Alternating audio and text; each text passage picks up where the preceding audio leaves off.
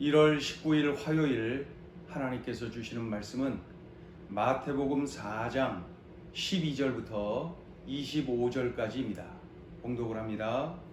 예수께서 요한이 잡혔음을 들으시고 갈릴리로 물러가셨다가 나사렛을 떠나 스불론과 납달리 지경 해변에 있는 가버나움에 가서 사시니 이는 선지자 이사야를 통하여 하신 말씀을 이루려 하심이라.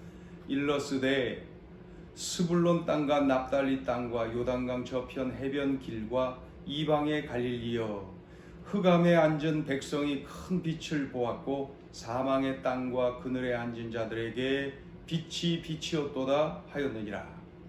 이때부터 예수께서 비로소 전파하여 이르시되 회개하라, 천국이 가까이 왔느니라 하시더라. 갈릴리 해변에 다니시다가 두 형제 곧 베드로라 하는 시몬과 그의 형제 안드레가 바다에 금을 던지는 것을 보시니 그들은 어부라.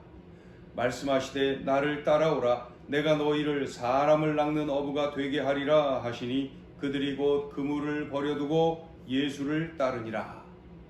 거기서 더 가시다가 다른 두 형제 곧 세베대의 아들 야고보와 그의 형제 요한이 그의 아버지 세베대와 함께 배에서 금을 깁는 것을 보시고 부르시니 그들이 곧 배와 아버지를 버려두고 예수를 따르니라. 예수께서 온 갈릴리에 두루 다니사 그들의 회당에서 가르치시며 천국 복음을 전파하시며 백성 중에 모든 병과 모든 약한 것을 고치시니 그의 소문이 온 수리아에 퍼진지라. 사람들이 모든 앓는 자 곧 각종 병에 걸려서 고통당하는 자, 귀신 들린 자, 간질하는 자, 중풍병자들을 데려오니 그들을 고치시더라. 갈릴리와 데가볼리와 예루살렘과 유다와 요단강 건너편에서 수많은 무리가 따르니라. 아멘. 이스라엘은 크게 그 지형을 세 등분할 수가 있습니다. 남쪽부터 유대 땅, 중간에 사마리아 땅, 그 맨 위에는 갈릴리, 이렇게 셋으로 나눌 수가 있지요. 이 세례 요한이 잡히기 전 얼마 동안은 말이죠, 예수님은 유대 지방에 머물면서 그 세례 요한처럼 회개를 선포하고 그리고 세례를 베푸신 것 우리가 알고 있습니다. 그런 중에 이 세례 요한이 붙잡혔다는 소식을 듣고 그 이후에 이스라엘의 북쪽 지역, 갈릴리라 그랬죠? 갈릴리 지역으로 이동을 하십니다. 갈릴리에 있는 나사렛이라는 동네에서 살다가 그 다음에는 가버나움으로 이동해서 그곳에서 사십니다. 이 내용은 선지자 이사야를 통해서 예언되어졌고 그리고 오늘 본문에서 이렇게 성취되는 것을 볼 수가 있습니다. 이곳 그러니까 갈릴리에 머무실 것이라고 예언되어져 있는 것이 성취된 거죠. 이곳 갈릴리 가버나움에서 회개하라, 천국이 가까이 왔다, 이렇게 회개하라고 선포하시는 모습을 또다시 볼 수가 있습니다. 그런데 왜 이 갈릴리를 오늘 본문에서 특히 이사야 선지자의 예언을 우리가 이렇게 보면은 왜 그곳을 그냥 갈릴리라고 안 하고 이방의 갈릴리라고 했을까요? 15절을 보세요. 스불론 땅과 납달리 땅과 요단강 저편 해변 길과 이방의 갈릴리여, 흑암에 앉은 백성이 큰 빛을 보았고 사망의 땅과 그늘에 앉은 자들에게 빛이 빛이었도다. 그러면서 이제 예수님께서 이 이방의 갈릴리로 가셔서 그 복음을 전하실 것을 이렇게 예언하고 있는 것이죠. 왜 갈릴리라고 안 하고 이방의 갈릴리여, 이방의 갈릴리여 이렇게 했을까요? 엄연히 이 가나안 땅의 3등분의 북쪽일 뿐인데 말이죠. 가나안 땅이고 이스라엘 땅인데 왜 이곳을 이방의 갈릴리여 그랬을까요? 몇 가지 이유가 있습니다. 이 솔로몬이 말이죠, 그 성전 건축을 할 때에 성전 건축에 자재가 필요하잖아요. 그 필요한 자재를 그 갈릴리 그쪽 그 위로 있는 그 두로, 예, 두로라고 하는 나라의 그 왕이 성전 건축에 필요한 자재를 공급해 줬어요. 엄청 고맙잖아요. 그러니까 그 북쪽 지역 갈릴리 지역에 성읍 20곳을 선물로 주었습니다. 파격적이죠. 네. 성읍 20곳을 선물로 주었다. 그러니까 갈릴리의 굉장히 많은 부분을 이렇게 그 두로라고 하는 나라에 선물로 준 것을 알 수가 있죠. 네. 그렇게 해서 두로 땅이 되어버렸어요. 그 갈릴리의 그 꽤나 넓은 지역이 말이죠. 뿐만 아니라 그 이후로 이 지방, 이 그 갈릴리 지역은 말이죠. 아수르, 바벨론, 바사, 마게도냐, 애굽, 수리아 이런 나라들에게 차례로 정복을 당합니다. 그래서 포로로 끌려가기도 하고요. 그곳 사람들이 와서 이주해 와서 살기도 하고요. 그러다 보니 자연스럽게 어떻게 했어요? 혼혈 인종이 많아지죠. 그리고 혼합 문화가 생겨나겠죠.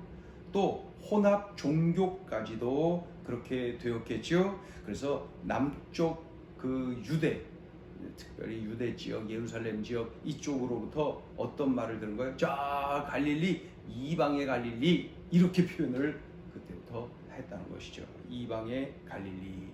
그러니까 성경을 읽을 때 갈릴리로 우리가 그냥 일반적으로 알고 있지만 혹시 이방의 갈릴리 이런 표현이 있으면은 이런 배경을 기억하면 되겠습니다. 자, 이런 내용이 12절부터 17절까지 이렇게 기록이 되어 있죠.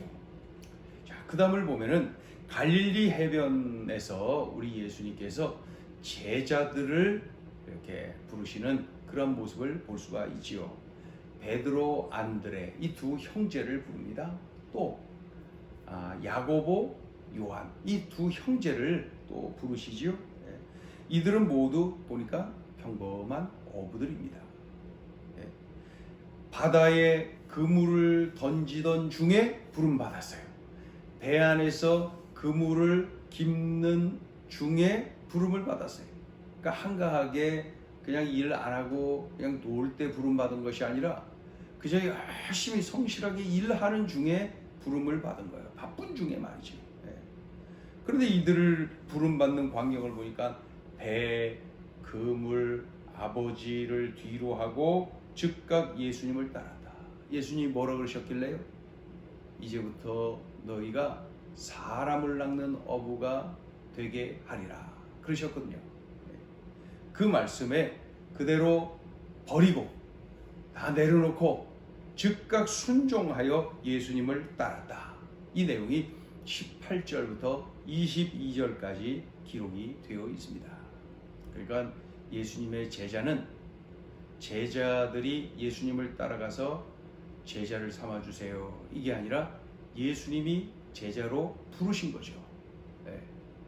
그 세리 마태를 부르실 때도 세관에서 일하고 있는 마태를 부르시죠. 그 제자들을 부르실 때 예수님이 제자를 삼으신 거죠. 그러한 모습, 그들은 뭐예요? 단지 순종을 하고 따른 것이죠. 그러한 관계임을 볼 수가 있죠. 이 내용이 18절부터 22절까지 기록이 되어 있습니다. 이제 23절부터 25절까지를 보니까 예수님이 온 갈릴리에서 천국 복음을 전하고 아주 각종 병든 자들을 치료해 주시는, 살려 주시는 그러한 모습을 볼 수가 있습니다. 그래놓으니 뭐 예수님에 관한 그 소문이 대단히 널리 퍼져서 사람들이 막 예수님께로 몰려드는 것을 볼 수가 있습니다. 갈릴리의 소문이 온 갈릴리에 소문이 쫙 퍼져서 사람들이 몰려오죠. 그런데 어디까지냐면 갈릴리가 이 이스라엘 땅 그 북쪽이잖아요. 그런데 그 국경을 벗어난 수리아라고 기록이 되어 있어요. 수리아. 24절을 보면 그의 소문이 온 수리아에 퍼지니라. 그러니까 갈릴리 북쪽 지역이죠. 갈릴리의 북쪽 갈릴리의 북쪽이 수리한데, 북동쪽이 수리한데 그 지역까지도 소문이 나서 그곳에서 사람들이 왔다는 거예요. 뿐만 아니라 남쪽에 유대, 예루살렘 이쪽은 물론이고, 그 오른쪽이 이제 그 요단강이 이렇게 있잖아요. 요단강 건너 오른쪽으로는 이제 이방 땅인데, 그쪽 요단강 건너에서도 사람들이 몰려왔다. 그래서 그 25절 끝에 보면은 25절 보시면 갈릴리, 데가볼리, 예루살렘, 유다, 그다음에 뭐예요? 요단강 건너편, 이 건너편이 이제 동쪽, 요단 건너 동쪽 수많은 무리가 따르니라. 그러니까 이 가나안 지역, 예루살렘, 그 이스라엘 지역뿐만 아니라 북쪽으로 벗어나서 수리아까지, 동쪽으로 벗어나서 요단 동쪽 오른쪽에 있는 여러 이방 민족들까지 소문이 퍼져서 그들이 환자를 데리고 찾아오고 치료받고, 그들이 천국 복음을 듣고 수많은 무리가 예수님을 따랐다. 이러한 내용입니다. 그 환경, 분위기, 그 당시의 그 상황이 얼마나 역동적이고 지금 그냥 강력하게 그 땅이 완전히 진동을 하는 거죠. 그런 모습이 그려집니다. 자, 오늘 주시는 메시지입니다. 첫째, 천국 복음은 모든 사람에게 기쁜 소식이다. 예루살렘과 유대 땅 사람들이 예수님의 천국 복음을 듣고 믿고 예수님을 따릅니다.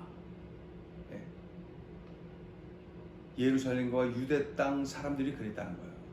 뿐만 아니라 이스라엘의 북쪽 지역인 이 갈릴리 지역, 오늘 본문에는 이방의 갈릴리라고 소개된 그 북쪽 지역, 이 갈릴리 지역에 살고 있는 혼합 종교, 혼합 문화, 또 이 혼혈 인종, 이러한 배경의 이 사람들까지도 어떻게 했어요? 예수님의 천국 복음을 듣고 믿고 예수님을 따랐다.